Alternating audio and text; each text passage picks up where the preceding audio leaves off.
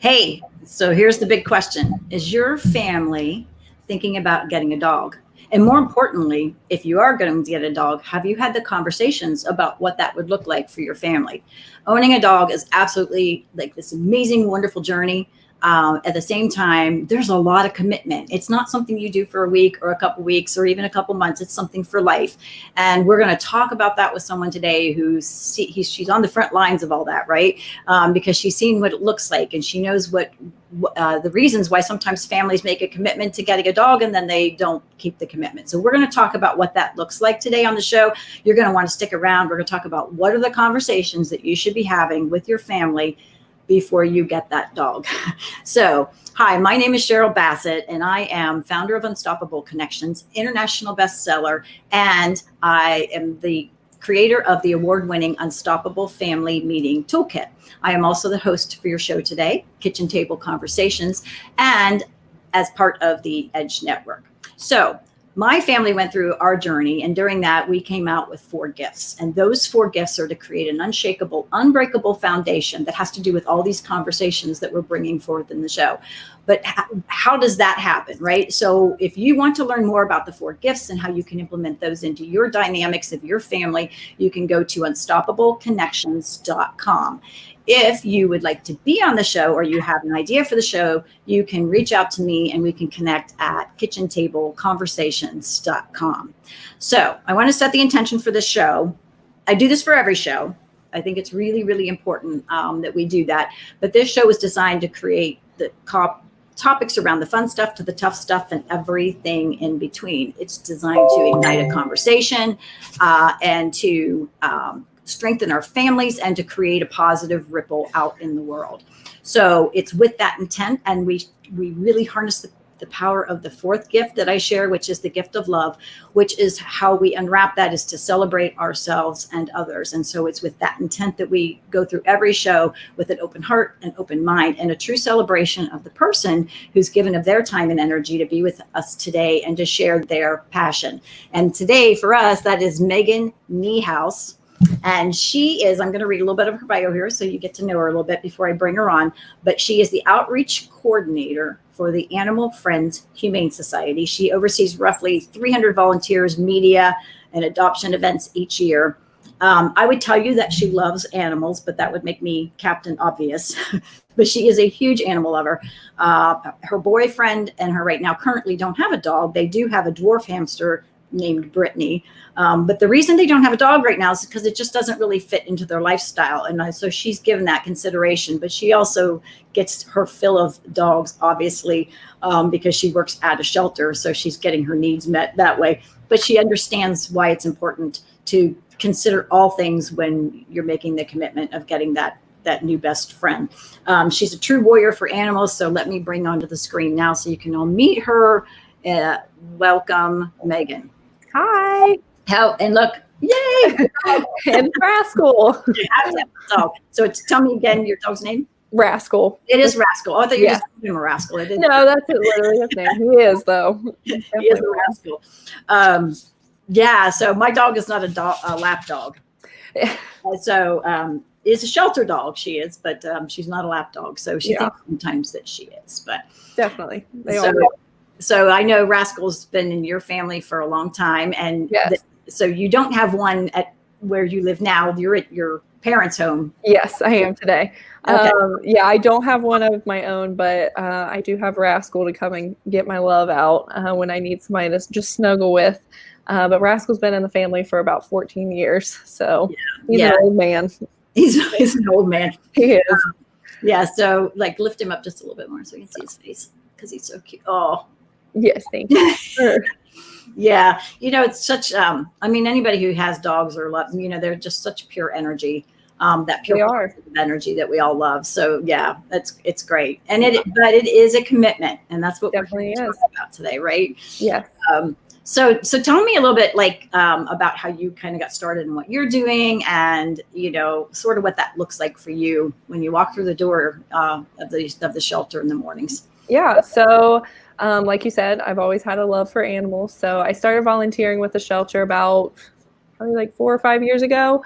Volunteered for a really long time, just walking dogs, playing with the kittens and everything. And after I graduated college with my associates in criminal justice, I decided that I wanted to go into the animal field, which has nothing to do with my degree, but that's fine sometimes.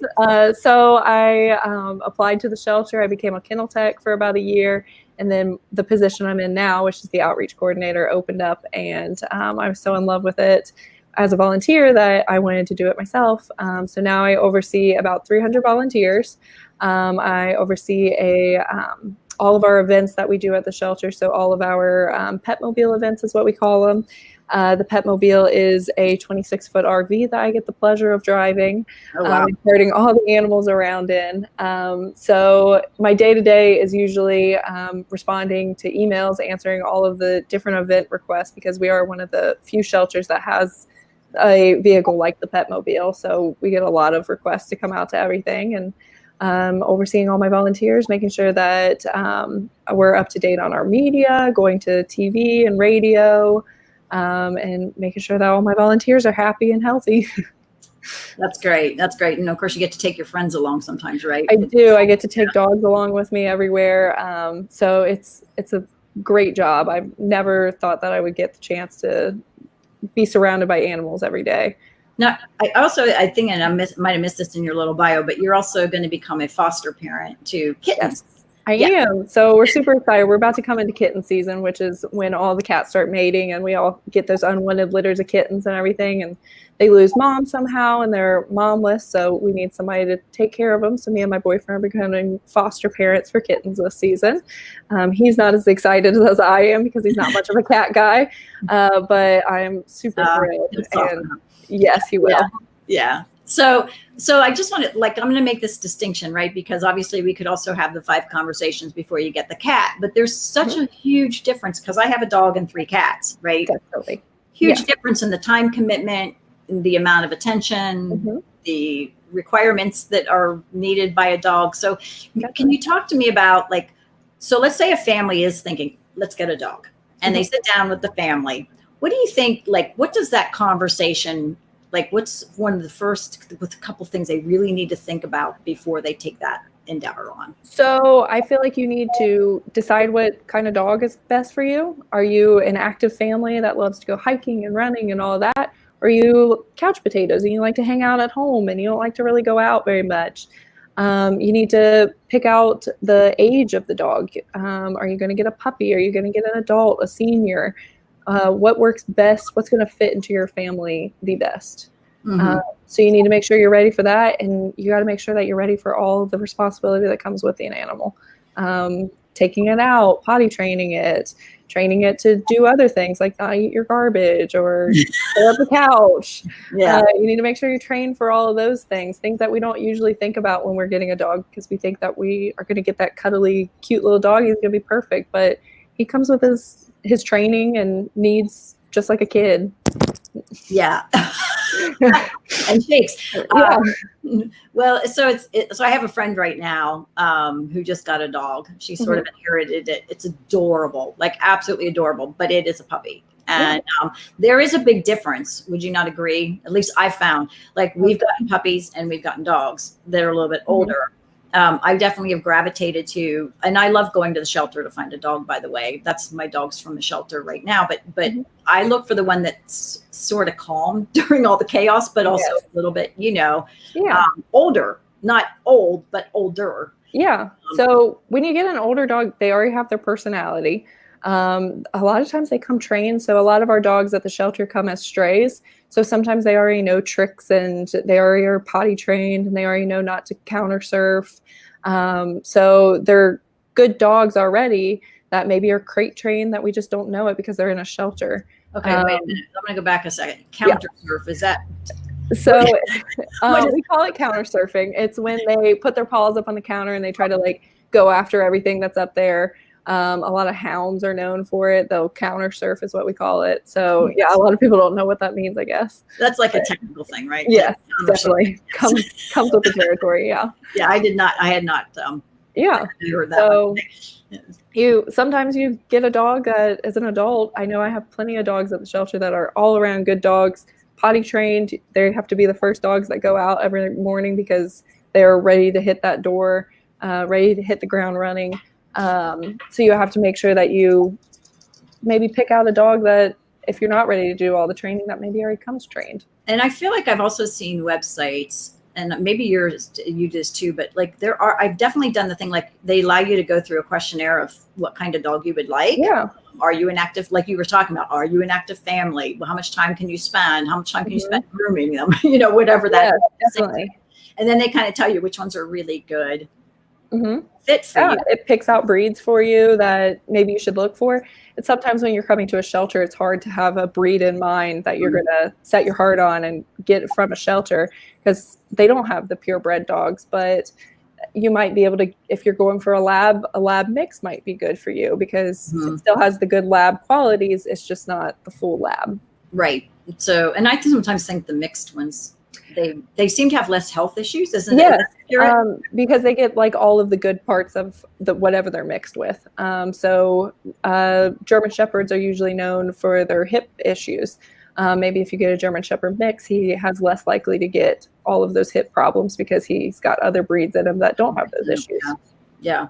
Interesting. So I know one of the things, and I swore like the last time we went into the shelter, is my husband's fault anyway, because I didn't go in looking for a dog. And then I found one. I was like, oh my God, like so adorable. And he's like, you want to go in a room with it? I'm like, no, don't put me in a dog, because I'll never come back out without it. Right. Yeah. So that's kind of what happened. And I ended up with a dog. And the one thing I was really looking for was one that didn't run. Right. That I could just let out in the yard and, would just kind of stay. And there are breeds that will just stay by your side. Yeah. I did not get that again, despite the fact that I wanted that. And, but I did fall in love with her. But she's Houdini too. Like I've had to create something like that's Houdini proof for her escaping, because she's got this pinhead and she just like slips out of everything. My cat's sneezing in the background. She was in the room, which is lovely. I was wondering what that was. Yeah, that's some weird noise coming from the back. She gets allergies this time of year. So anyway, dog barking. You got a dog barking. Oh, it's right on cue. Yeah. But the cat, we also got at a shelter, right? But when you get a shelter animal, and this is one of the conversations, right, that I think it's so funny. I don't know what he's going after. He's looking out the front window right now. One of the conversations you need to have is, can you consider getting a shelter dog or a shelter cat, right? Yeah. Because I think that's a definite consideration. What are the downsides? I mean, there's upsides and downsides to that, obviously, but what is some of the considerations of a shelter pet that you need to be thinking about? So sometimes they do come with their anxieties. So I have a dog that we talked about earlier that she's been returned 6 times, and she has horrible separation anxiety.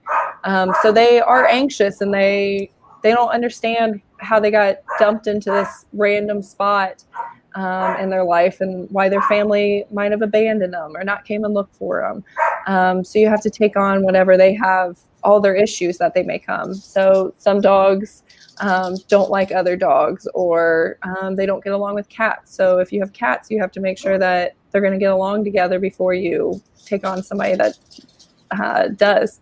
He's running through the kitchen now. We're definitely getting our show dose of dog, and I'm sure you're used to hear it in the background because you do it all day long, right? Yes. And people on the show are probably going, "Oh my God!" Like, yes, yes. We're gonna roll with it though, because that's the whole point of the show. Because you could get a dog that likes to bark. Yeah, he probably saw a squirrel and he's going crazy over a squirrel.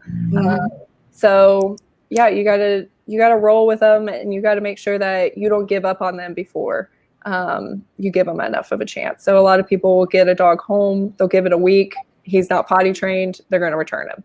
Yeah, it's not fair to the dog. He's got to learn all those behaviors just like you. So you got to teach him. Let's talk about that for a second, because I think there's something like, is it true? And I'll let you answer this. Obviously, I feel like it's true, but that dogs too, when they get returned, sometimes that can create more anxiety for them. It's harder for them. Do they get depressed? They do. So especially when they sit there for a really long time, they get depressed.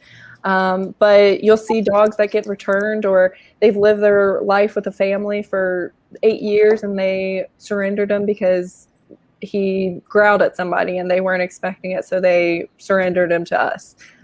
So now we're working with this dog, and he doesn't want to work with us because that's not his home and that's not his bed, and he doesn't know this place. There's a bunch of other dogs around him barking and growling and going on, and that makes them even more uncomfortable. And we call it shutting down. So they'll just shut down. They'll face a corner. They won't look at you. Nothing brings them out. It's very, very sad for everybody involved, because you don't want to see a dog that is living a good life just shut down. Yeah. So. Yeah, I know. I definitely have a heart for when I go through the shelters and I see the ones that are there that are like, 8, 9, 10 years old, because they're like, they probably don't have a ton of time left. Yeah. But and they were living a good life that got them to this point, and then they got dropped off. Yeah. And I'm sure there's all kinds of reasons, but I'm sure there's a lot that are, and maybe there's some good ones, right? I mean, obviously somebody could pass away. I mean, that's a possibility and could be surrendered, but I know there's also reasons. I think it's probably more the families that take them on and then just don't really have the time. So we get a lot of them brought back to us or surrendered to us because they got this puppy for a Christmas gift and found out, oh, well, we don't have the time to train him. We work too much. So here's this puppy, which, a puppy will find a home way faster than an adult dog, but it's still hard on that puppy to have to go straight from a home right back into a shelter. Yeah. So I know. So one of the things I wanted to talk about was just like, okay, so we have this family dynamic where I think the kids, right, sometimes are starting like, I want a dog, I want a dog, I want a dog.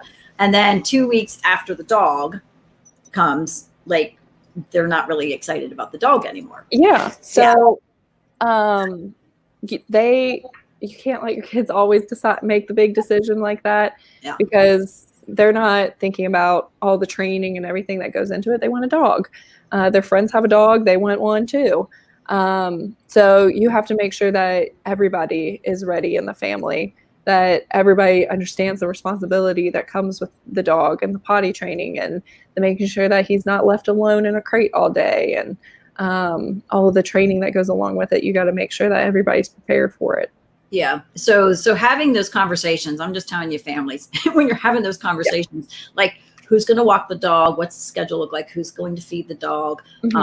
Just like all of those things, because otherwise I will tell you that it ends up just being the parents. And that's sometimes I think parents think, oh, we're going to get a dog for our kids and teach them some responsibility. And then responsibility ends up on the parents. Right? So, and the parents don't need more responsibility. They've got a lot of that already going on. So I think part of it's also the consistency of the parents, like, okay, if we're going to do this, here's the commitments that have to be made, and having those conversations before versus after, which is the whole point of what the show is to be about, was like to really sit down. And it can definitely be fun to plan like what kind of dog you want and all that. But at the end of the day, a dog is a lifetime. It should be a lifelong commitment for the lifespan of that dog. Yes. And I don't think that it can be a long time, right? Like the average lifespan can be 10, 11, 12 years for any dog. So, so I think that I just would really encourage the parents who are listening just to sit down and just walk through. But let's also talk about the costs involved, because I think that's another area that kind of gets, and I'm sure you see that as well. Yes, this little guy right here is we call him our $1 million dog. So he actually has 2 titanium knees that he got when he was a year old. He was playing with a dog down the street, and the dog knocked his kneecap off. So he got a titanium knee from that. And then as that one was recovering, he jumped off the back deck and injured the other one. Okay. So he's a little hundreds of dollars to get all of those surgeries done. But we loved him so much, and he was only a year old. So we're of course going to take care of him and make sure that he got his surgeries. But it was very expensive, and we had to do payment plans and things like that to make sure that we could keep up with him, because he couldn't go without his legs. Right. So, I mean, you have to take in those freak medical issues. We never knew that his knees were going to pop out. So you have to make sure that you're ready for some kind of cost that's going to hit you like that. It's like having a child. You just don't know, right? And but I also think there's just the costs that are just the costs, right? I mean, they have to get their shots. I mean, one of the things that I don't think I realized until maybe more this round is that, like, when we travel, then it's the dog shelter, like not the dog shelter, I'm sorry, like dog country care that we take her to. And she loves it. She gets to play all day. She's excited. She comes back exhausted, and it's beautiful. But at the same time, when we're traveling, I think that, I don't know where it is. It's not probably at the high end, but it's like $40 a day. So our vacation costs when we want to go away for 10 days, it's like, okay, well, that's like more than the airfares. And I think sometimes people don't think about that, as well. You might have a different situation.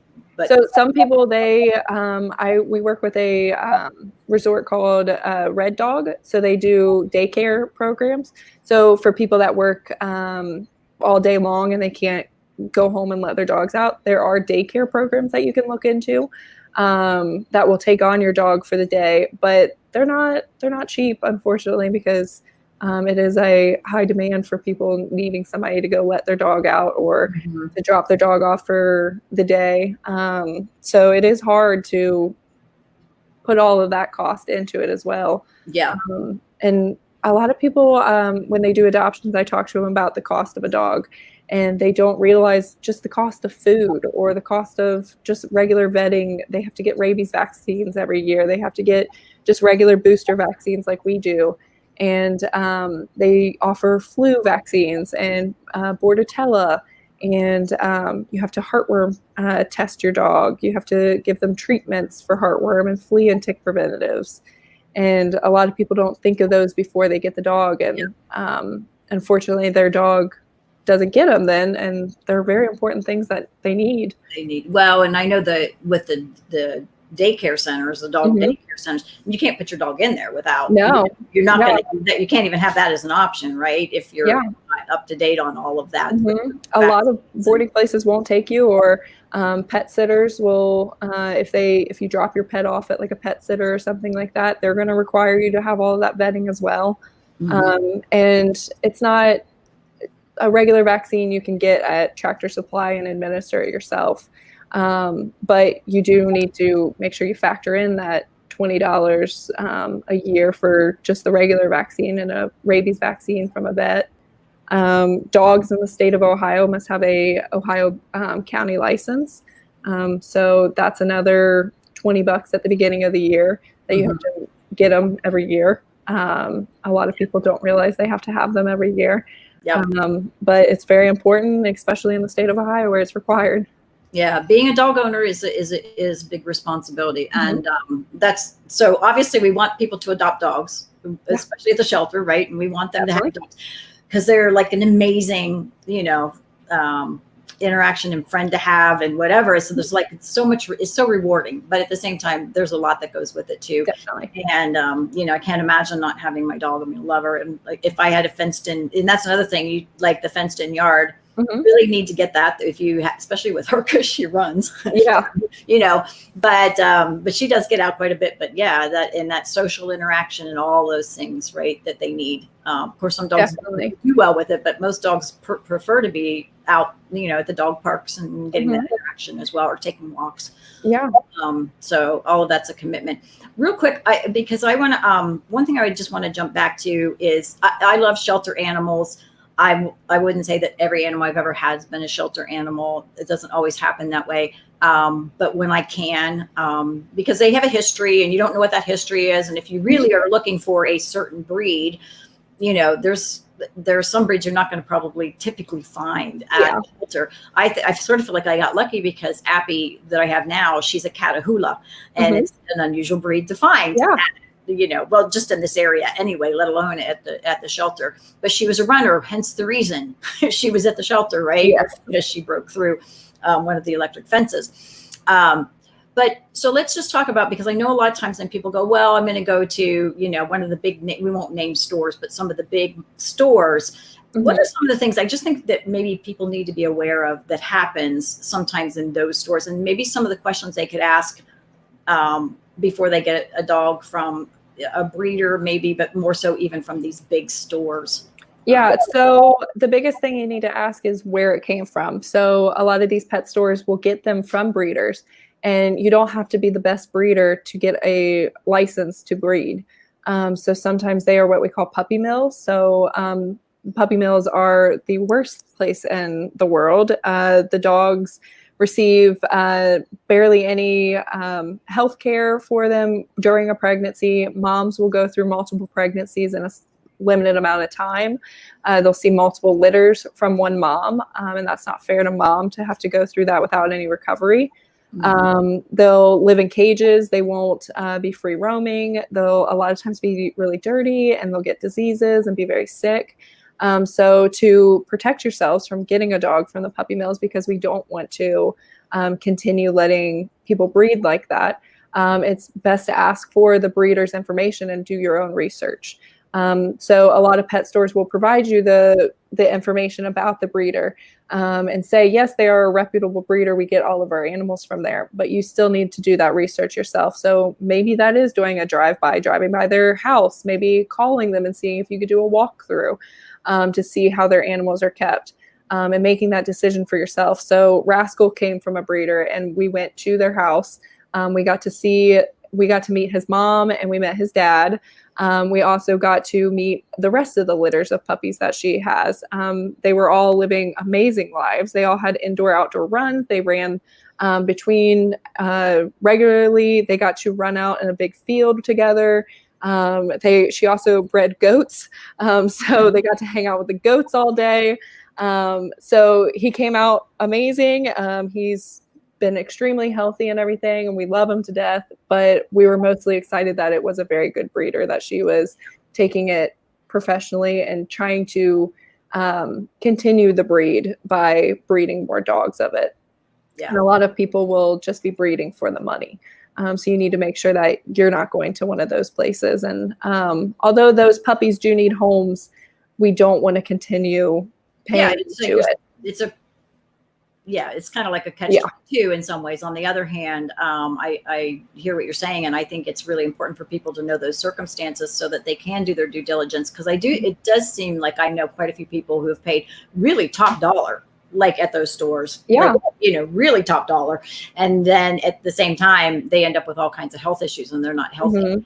One of our neighbors had, go ahead, sorry. No, I was going to say that's heartbreaking for everybody. As well. So one of our neighbors had went to a pet store, and he adopted a little puppy, and it was supposed to be a Yorkie, and he was in love with it. And a week later, it got some internal bleeding out of nowhere and passed away.